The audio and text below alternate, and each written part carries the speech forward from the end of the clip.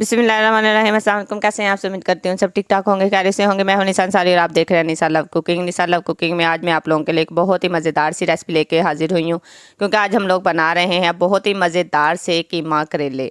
क्योंकि ये मेरी बहुत ही फेवरेट रेसिपी है, इसको मैं बहुत शौक से बनाती हूँ और बहुत ही शौक से खाती हूँ। तो चलिए इसको बनाना स्टार्ट करते हैं। इसको बनाने के लिए सबसे पहले आप लोगों को चाहिए करेले।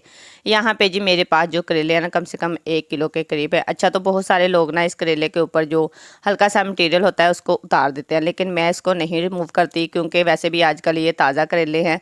तो इसको आप लोगों ने वैसे ही कटिंग करना है। और अब सबसे पहले आप लोगों ने इसको अच्छे से वॉश कर लेना। वॉश करने के बाद आप लोगों ने इसके दरमियान में से कट लगाना है और इसके अंदर जो सारा वो गुद्दा वगैरह उसको निकाल देना है और उसके आप लोगों ने कटिंग स्टार्ट कर देनी। जब आप लोगों ने इसकी कटिंग करनी है तो इसको बहुत ही आप लोगों ने बारीक कट कर लेना है, मीन्स के बहुत ज़्यादा मोटे नहीं होने चाहिए। उसके बाद आप लोगों ने इसके ऊपर नमक लगाना है। नमक आप लोगों ने काफ़ी सारा लगाना है, मीन जितना आप लोग इसके ऊपर नमक लगा के इसको अच्छे से प्रेस करके धूप में रखेंगे ना, उतनी जल्दी इसकी जो कड़वाहट है ना वो ख़त्म हो जाएगी।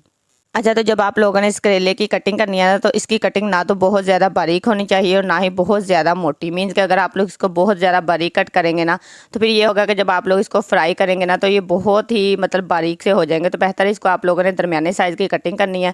नमक लगा के आप लोगों ने इसको धूप में रख देना है कम से कम 1 आधे घंटे के लिए। वो मैं धूप में रख के मैंने वीडियो नहीं बनाई थी, वो मैं भूल गई थी। तो यहाँ पे जी इसको आधे घंटे 1 घंटे के बाद आप लोगों ने दोबारा से इसको पानी के साथ अच्छे से वॉश करना है, ताकि इसकी जो सारी कड़वाहट है वो ख़त्म हो जाए। और हाथों की मदद से इसको आप लोगों ने अच्छे से ड्राई करना है। उसके बाद फिर आप लोगों ने इसको 10-15 मिनट के लिए धूप में रख देना है। इससे ये होगा कि इसके अंदर जो सारा पानी है वो भी अच्छे से ड्राई हो जाएगा। बेहतर है कि आप लोग इसको, अगर आप लोग हाथों की मदद से नहीं रिमूव कर सकते, तो आप लोग थोड़े थोड़े करेले को मलमल के कपड़े में डाल के अच्छे से उसका पानी ड्राई करें। फिर से आप लोग इसको थोड़ी देर के लिए धूप में रखें। यहाँ पे जी मैंने लिया था एक पैन, उसमें आप मैंने थोड़ा सा ऑयल डाला था और सारे करेले इसमें शामिल कर दिए थे। तो अच्छा, आप लोगों ने जब भी करेले फ्राई करने ना, तो इसको आप लोगों ने डीप फ्राई नहीं करना, क्योंकि इससे ये होगा कि अगर आप लोग इसको डीप फ्राई करेंगे ना तो इसमें बहुत ज़्यादा ऑयल चला जाएगा। तो बेहतर है इसको आप लोगों ने ऐसे ही हल्का सा ऑयल डाल के अच्छे से फ्राई कर लेना। तो देख सकते हैं कि हमारे जो करेले हैं वो अच्छे से फ्राई हो चुके हैं। तो यहाँ पे आके जी आप लोग इन करेलों को अच्छे से ठंडे करके ना, तो आप लोग इसको फ्रीज़ भी कर सकते हैं हफ्ते के लिए, क्योंकि ये बिल्कुल भी ख़राब नहीं होंगे। लेकिन अगर आप लोग बहुत ज़्यादा ऑयली मतलब फ्राई करेंगे ना, तो फिर आप लोग इसको फ्रीज़ नहीं कर सकते।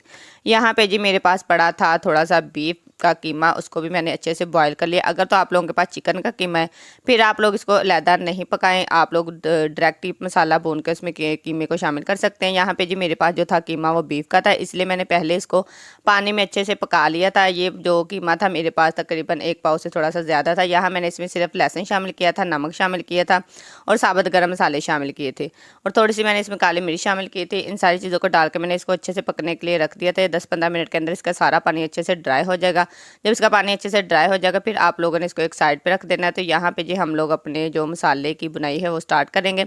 यहाँ पे जी आप लोगों को चाहिए एक अदद कढ़ाई, जिसमें आप लोगों ने ऑयल डालना है और प्याज शामिल करना है, क्योंकि आप लोगों को पता है कि करेले आप लोग कोई भी बनाए, मतलब कि कीमे के या दाल के, तो इसमें ज़्यादातर प्याज का ही इस्तेमाल होता है।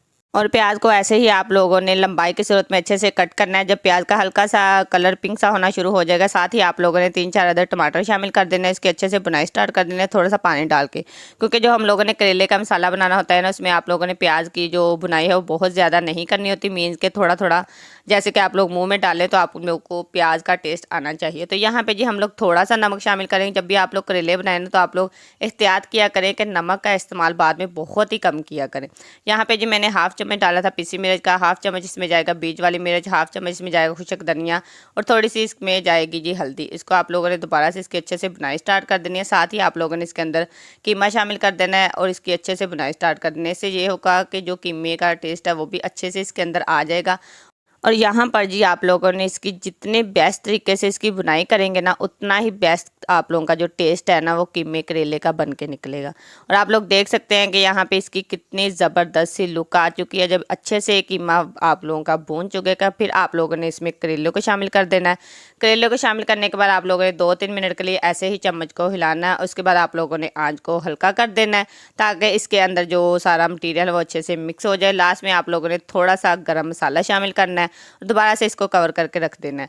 अच्छा, तो यहाँ पे जी बहुत सारे लोग इसके अंदर इमली का भी इस्तेमाल करते हैं, कुछ को नहीं पसंद, लेकिन अगर आप लोग इसके अंदर थोड़ा सा इमली का पल्प या ऐसे ही इमली डाल देंगे ना तो इसका जो टेस्ट है वो बहुत ही मज़े का बनता है। और कड़वाहट तो अगर आप लोग इस तरीके से करेले बनाएंगे ना तो आप लोगों के करेले में बिल्कुल भी कड़वाहट नहीं आएगी और ये बहुत ही मज़े के बनेंगे। आई होप आप लोगों को मेरी वीडियो पसंद आई होगी। तो जिन लोगों को मेरी वीडियो पसंद आती है काइंडली मेरी वीडियो को लाइक और मेरे चैनल को सब्सक्राइब करना मत भूला करें। लास्ट में आप लोगों ने गार्निश करती हैं। मिलते हैं नेक्स्ट वीडियो। अपना बहुत सारा ख्याल रखिएगा और मुझे दुआ में याद रखिएगा। ऐसे में आप लोगों के लिए बहुत ही मजे मजे की रेसिपी लेके आती रहूँगी। तब तक के लिए मुझे दे इजाज़त। मिलते हैं नेक्स्ट वीडियो में। अल्लाह हाफिज़।